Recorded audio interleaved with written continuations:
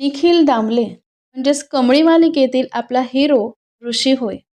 त्यांचा जन्म 4 डिसेंबर 1993 रोजी पुण्यात झाला.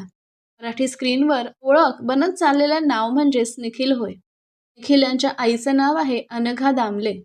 निखिल यांच्या वडिलांचं नाव आहे अनिरुद्ध दामले. निखिल यांचं शिक्षण झालेलं आहे MA म्हणजेच पदवीपर्यंत.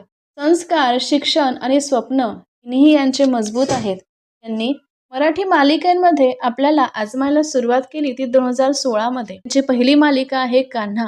त्यानंतर त्यांनी अनेक मालिका केल्या. त्यापैकीच एक म्हणजे रमा राघव होय. रमा राघव मधील राघव हा सुद्धा प्रेक्षकांच्या पसंतीस उतरला. अलमोड सुफल संपूर्ण मध्ये सुद्धा त्यांनी महत्त्वपूर्ण भूमिका स्वीकारली. त्याचप्रमाणे बिग बॉस मराठी सीझन 5 मध्ये सुद्धा निखिल हे आपल्याला दिसले.